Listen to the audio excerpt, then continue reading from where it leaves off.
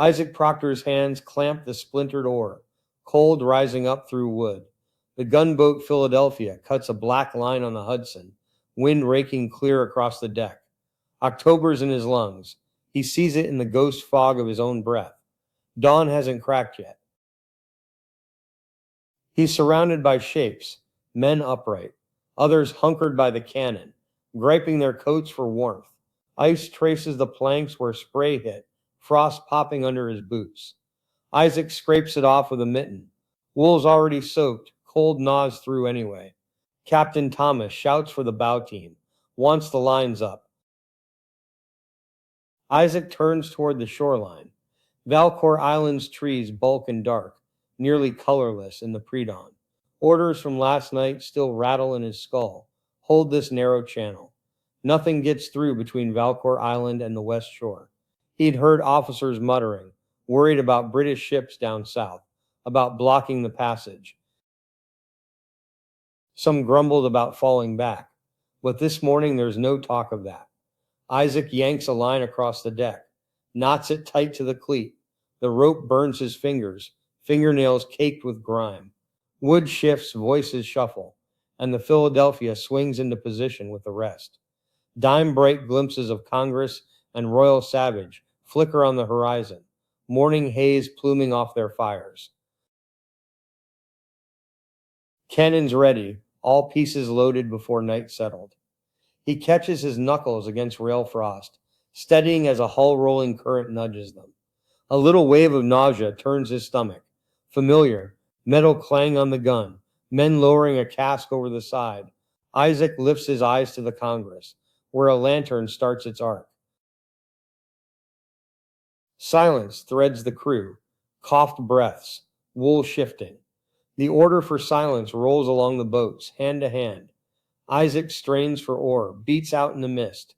All he gets is water lapping and the wind whispering high in the branches. Sky shifts. No sun, but the east starts bleeding orange.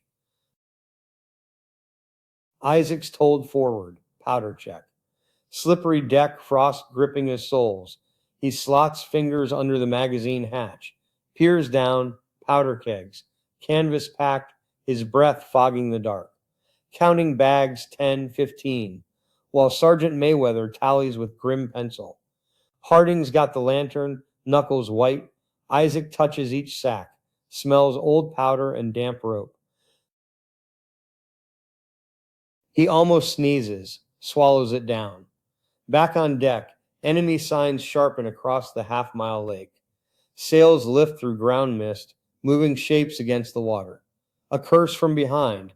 Officers climb crates, bark orders low. Isaac wipes his nose, rocks on his feet. Biscuit crumbs in his pocket, jacket heavy with wadding.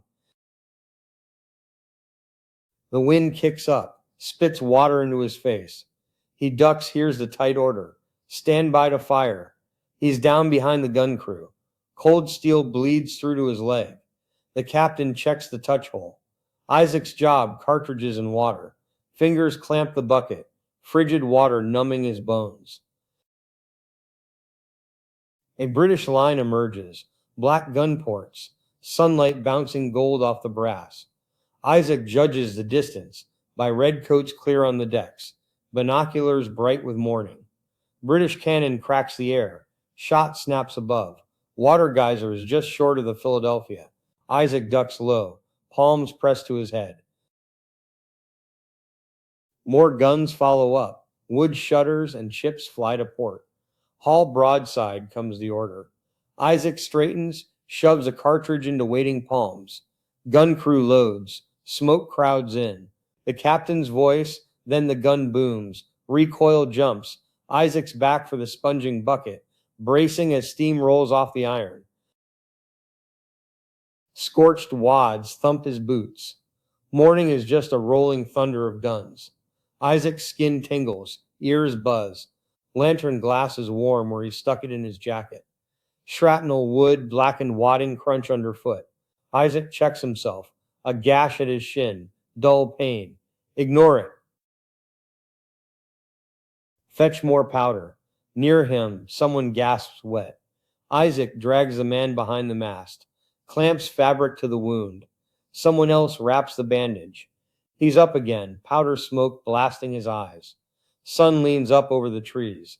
Battle swings, harsh and close. Isaac catches sight of a boat burning. Royal Savage, half tilted, sails eating fire. Men leap for water or hanging rafts. Officers yell, keep the barrage up. The Philadelphia rocks, another broadside shuddering her bones. Isaac latches to the rail. Cannon rip, water lashes over toes, socks drown. He crunches powder between his teeth, drops the biscuit end in his pocket, grabs up the next bucket. He looks over the gunwale. Lake's black, littered broken cask, smashed timber, a body tangled with an oar.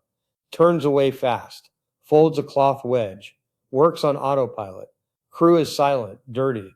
Rhythm now. Load, swab, fire, pass. Cold's only a flicker on the neck. Some moments. The rest disappears behind gunfire and the grunt of work. Close to midday, orders out. Maybe withdraw, but hold the line. Officers huddle at the stern, fingers stabbing at hole scars, scratching notes. Isaac's hands ache. Lines cut deep. He's checking a leak, finds water massing near the mast step. Two mates stuff hemp in a seam, while a British round lands close, everyone flinching. Isaac drops, stands, returns to station. British guns stagger fire, pitch, and delay. Isaac starts counting time between flash and blast, shouts for shot. He digs up a round and passes it up. Back's tight from crouching. Smoke thicker, stinging. He coughs. Ash crackles on his sleeve. Pats it away. Afternoon's the same drum. A drink, sharp and quick. Then wind blocks the sun. Enemies creeping in, bracing for boarding. Officer calls for hatchets. Men bunch by the rails. Isaac bends his knees, eyes set on the axe's edges. Philadelphia takes another hit. Isaac thumps to his kidneys, knee burning as wood splinters. He slumps, gasps, back against the gun. Smoke claws his throat. Orders and shouting force him up. No time to ache. Just haul more powder. Muscles on edge. Arms tremble. British pull off, then barrel in again. Isaac clocks the rhythm in his gut.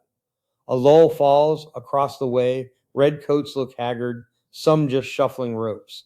Isaac's officers lean in. Tense talk about withdrawing, making a break for dark. He goes back to his gun. Quiet hands clean up debris, collect tools, check water bucket, brace for next sound. Dusk closes, wind hushes. Lake runs red behind cloud bars. Isaac at the bow, watching the British. The temperature sinks fast. Men pass the word, stand by. He locks down the powder box, ties rope, wipes crusted sweat from his face. Some men slump to the bulwarks, a wounded one muttering nonsense, rocking. Night orders for silence, move the sails, no lanterns. Isaac tugs canvas with others, keeps lines from banging, reads the hand signals, boats creak, darkness settling. Oars dip, quiet, just a fragile slip of water noise, Philadelphia ghosts along Valcour's edge. The chain of boats just hints in the dark. Isaac's hands clamp cold wood again, arms locked. Only moon slice on lake. No sign from the British. Every muscle wires up. Anxiety lingering behind the stillness. Slow hours, slow rowing south. Brief food breaks, mouth dry, last of his biscuit chewed to pulp. No one talks. Isaac keeps eyes sideways for shore, listening to the gentle scrape of hull, no other sign. By dawn, safer water. The men sag, slumped where they fall. Isaac slides up, mops his hands on coat, tucks oars under arms, checks lines by feel, always looking back, scanning north for the chase.